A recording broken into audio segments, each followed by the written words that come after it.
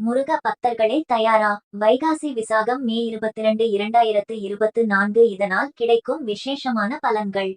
சித்திரை கோடையின் நிறைவு காலம் நிறைவுற்று விரைவில் வசந்தமான வைகாசி வருகை தரும் வேளையில் வசந்த காலத்தின் தொடக்கமாக கொண்டாடப்படும் வைகாசி விசாக பெருவிழா வசந்த விழா என்றும் அழைக்கப்படுகிறது.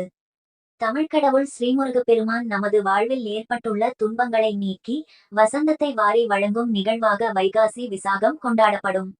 இந்த விசாகம் முருக பெருமானிற்கே உரித்தான விழாவாக கருதப்படுவதால் ஆறுபடை வீடுகளில் ஒன்றான திருச்செந்தூரில் விசாக நாளன்று வசந்த மண்டபத்தில் பக்தர்களுக்கு காட்சி தரும் முருகனை காண 1000 கண்களும் போதாது.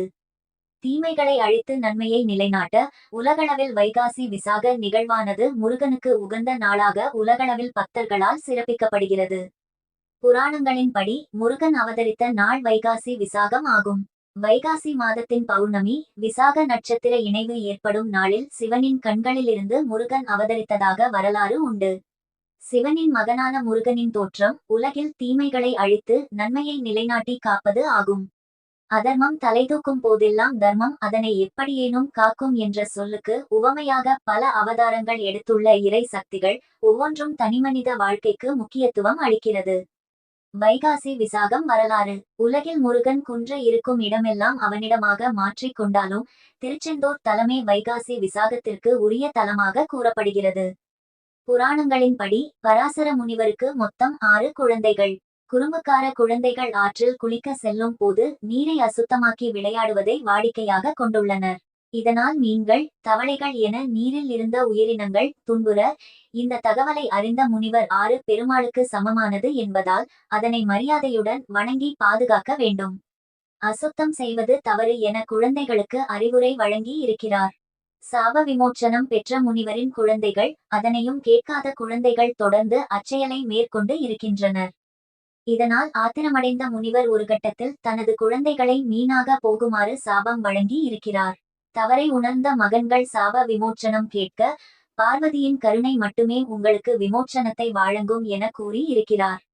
பின் சில காலம் சகோதரர்கள் 6 பேரும் மீன்களாக வாழ்ந்து இருக்கின்றனர்.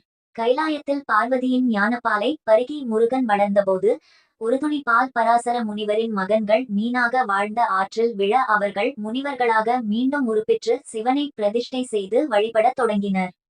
காட்சி தந்த முருகன். இவர்களுடைய பூஜையினால் மகிழ்ந்து போன ஈசன் திருச்செந்தூர் சென்று தவம் செய்ய திருக்காட்சி கிடைக்கும் என கூறியுள்ளார். முனிவர்கள் 6 பேரும் திருச்செந்தூர் சென்று தவம் செய்ய வைகாசி விசாக நாளில் முருகன் காட்சி தந்து சிவனுடைய பாதத்தினை அடையும் வரத்தை வழங்கினார்.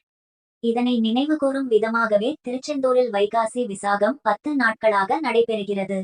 இந்த நிகழ்வில் தண்ணீர் தொட்டியில் மீன் பொம்மைகள் இடம்பெற்று முருகனின் சாப விமோச்சனமும் உண்டாகும். 2024 வைகாசி விசாகம். இன்றைய நாளில் நெருப்பில் இருந்து அவதரித்த முருகனை குளிர்விக்க பக்தர்களின் பால்குட அபிஷேகம் நடைபெறும். வைகாசி விசாக விரதம் இருந்து முருகப்பெருமானை மனமுருகி வேண்டுவோருக்கு முற்பிறவி பாவ வினைகள் நீங்கும், வாழ்க்கையில் நிம்மதி உண்டாகும் என்பது ஐதீகம். 2024 ஆண்டுக்கான வைகாசி விசாகம் மே மாதம் 22ஆம் தேதி சிறப்பிக்கப்படுகிறது. அன்றைய நாளில் சிறப்பு பூஜையுடன் முருகனை வீட்டில் விரதமிருந்து வழிபடலாம். இயன்றவர்கள் திருச்செந்தூர் உட்பட முருகனின் திருத்தலத்திற்கு சென்று முருகனின் அருளை பெறலாம்.